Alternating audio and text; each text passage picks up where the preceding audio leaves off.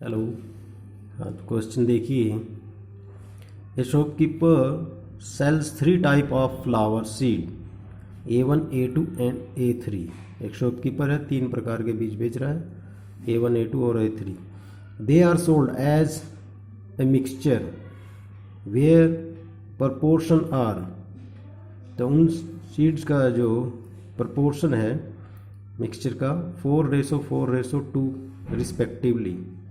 The germination rate of the 3 type of seeds are 45%, 60% and 30%। ठीक है, germination के rate दिए हुए।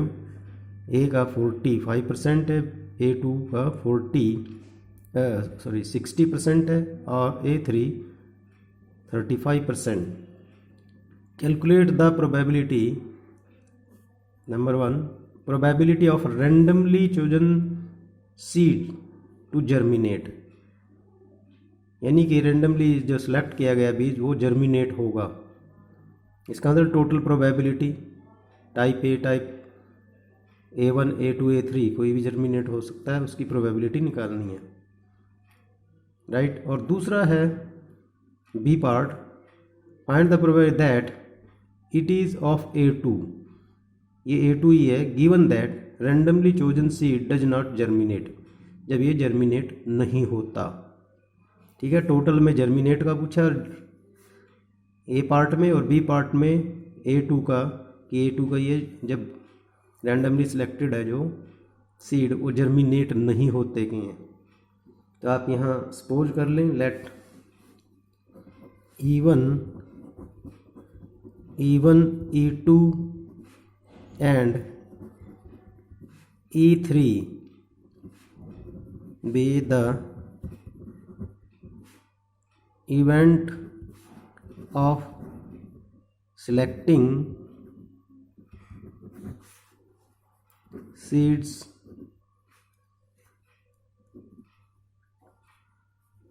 ठीक है, selecting type of seeds है ये seed A1 A2 and A3 respectively. Okay, event of ये आ गया सिलेक्टिंग सीड्स ऑफ टाइप, ये लिख लेना A1 A2 E3 रिस्पेक्टिवली। तो probability of E1 is equal to, तो यहाँ 4:4:2 दिया है, तो 4 टोटल आप इसको करें 10 आ गया। इसी तरह से probability of E2 4/10, probability of E3 2/10। ठीक है कि नहीं। हमने जो प्रोबेबिलिटी निकालनी है रैंडमली चूजन सीड जर्मिनेट, तो सपोज कर लेते हैं हम, let A be the event. ठीक है ना, सिलेक्टेड का उसमें जर्मिनेट का हम कर लेंगे, let A be the event that C है जो जर्मिनेट होगा। Let A be the event that, यानी कि रेट ऑफ जर्मिनेशन, एक बार पढ़ लीजिए। यस, यही लिखा था इसमें, ए be the event that randomly chosen seed germinate, that randomly chosen seed germinate। Okay, germinate होगा। अब देखिए, अब करें प्रोबेबिलिटी ऑफ ए, यानी कि सीड जर्मिनेट होगा व्हेन E1 अकर्ड, जब A1 टाइप का सिलेक्ट किया गया, और वो है 45/100। ठीक है। और जब नहीं होगा, दूसरे पार्ट में ज़रूरत पड़ेगी नहीं होगा कि वो भी निकाल लेते हैं, ठीक है कि नहीं। यानी कि probability of A when E one not occurred का हो जाएगा 1 माइनस, ये हमें ज़रूरत पड़ेगी इसकी, ठीक है। कितना था, 100, 100 ये आ गया। इसी तरह से प्रोबेबिलिटी ऑफ ए यानी कि seed germinate when E2 occurred, right. जब सेकंड टाइप का सिलेक्ट किया गया और वो था 60% आउट ऑफ 100।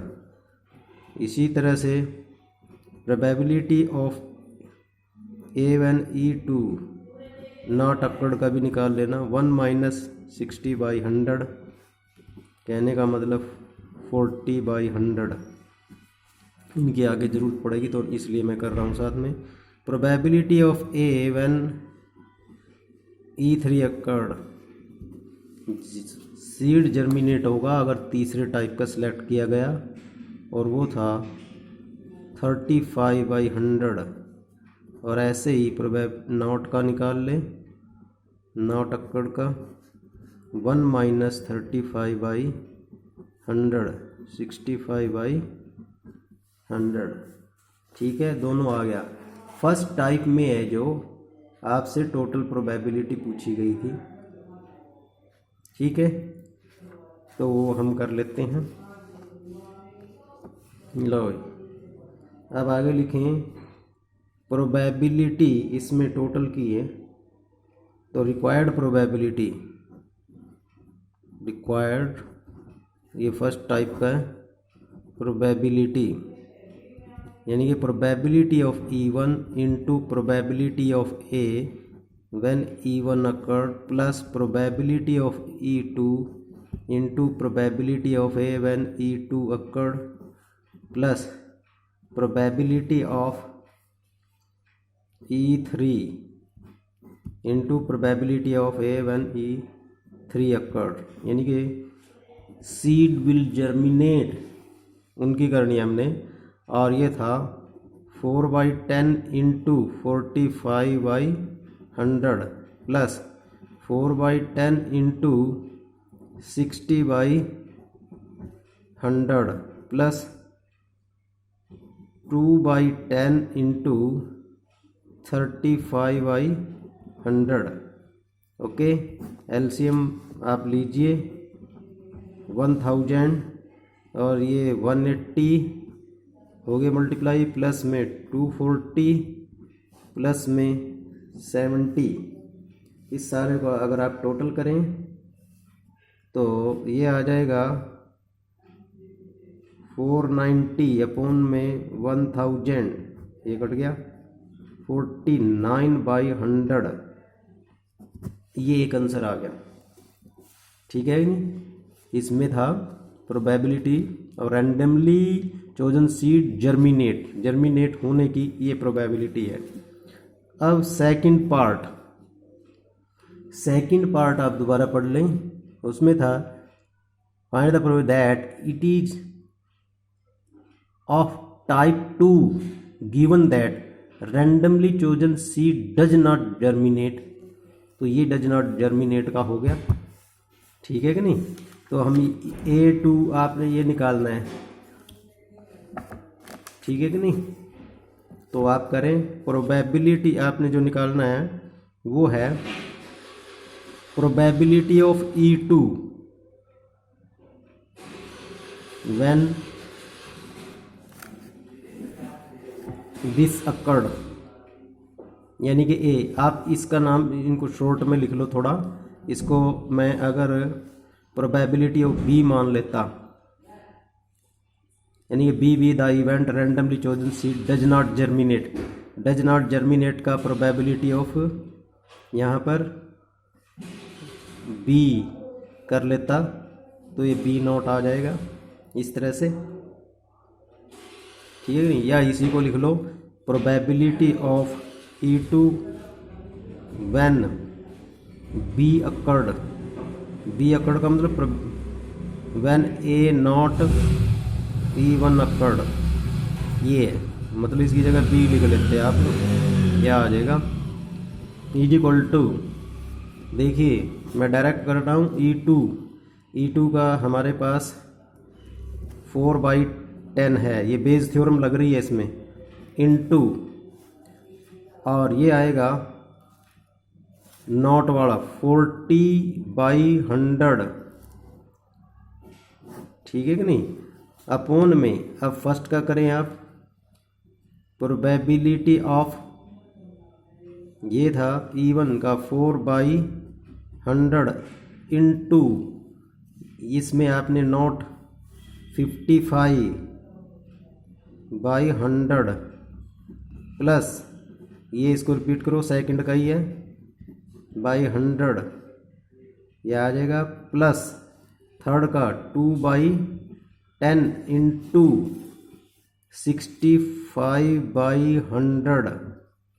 ओके, देखिए थर्ड में उसमें तो सीड जर्मिनेट का था, ये डज नॉट जर्मिनेट, और डज नॉट जर्मिनेट के वन में से हमने माइनस करके ये लिख लिए थे, और बाय बेस थ्योरम है ये, by Bayes theorem second part होगा प्रोबेबिलिटी E2 व्हेन